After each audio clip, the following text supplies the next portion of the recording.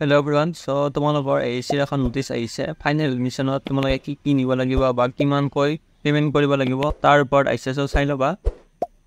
Attention to the candidates of BTech first semester of Assam Engineering College. This is for information to all concerned that the final admission of first semester BTech will be held as per schedule given below.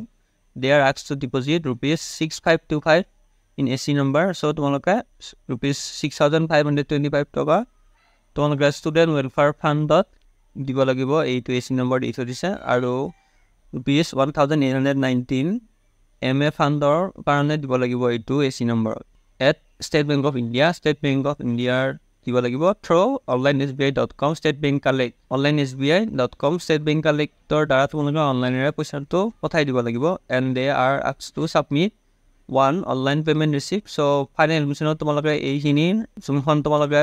receipt পাবা ৰিচিপ্টখন তোমালোকে final এডমিশ্যনত জমা দিব লাগিব আৰু সেকেন্ডত আছে যে the receipt already given during document verification rupees 9000 at the time of final admission. So final admissionত তোমালোকৰ 9000 এটা পে কৰিব লাগিব কলেজত সো হেকাৰ ৰিচিপ্ট তোমালোকে তাতে জমা দিব লাগিব আৰু যোনখন তোমালোকৰ আগতে ডকুমেন্ট ভেৰিফিকেশনৰ যোনটো তোমালোকে 10000 এমাউন্টৰ ৰিচিপ্টখন দিছিল সো হেকানো তোমালোকে লৈ যাবা লাগিব পাৰে এইখন তাৰ পিছত আছে for hostel accommodation boys and girls additional rupees 15,000 approx to be deposited as per direction of hostel superintendents at the time of final admission. So final admission at tomologe hostel jodi thakibo khojisal ta tomologe rupees 15,000 pay koribo lagibo. Any candidate failing to deposit the fee may make the payment at college cash counter. So jodi tomologe onere paisa khini dibo noarila tenta tomologe college cash counter dibo pariba. So tar pichot ase if any candidate is found absent during final admission scheduled time his or her seat will be forfeited immediately. Jodi তোমালোকে final এডমিশ্যনত যদি উপস্থিত হ'ব লগিয়া টাইমত যদি উপস্থিত নোহোৱা তেন্তে তোমালোকৰ সিটটো কেনসেল হৈ যাব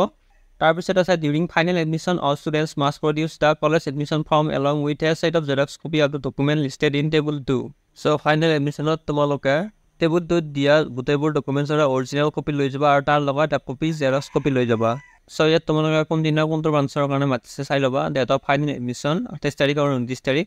So branch civil of matise 10 am bora 12 noon loi mechanical of matise 12 noon bora 1:30 pm loi aru electrical of matise 2:30 pm bora 4:30 pm loi chemical of matise 10 am bora 11:30 pm loi electronics and telecommunication engineering of matise 11:30 am bora 1 am loi aru computer science and engineering instrumentation engineering aru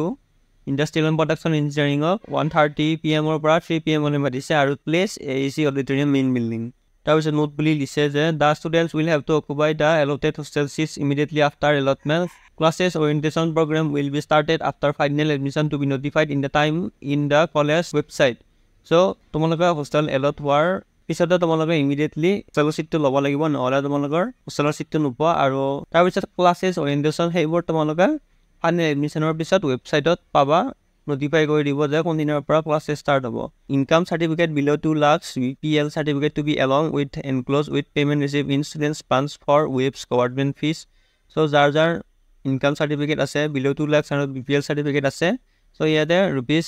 1850 in its karone dibo lagibo aru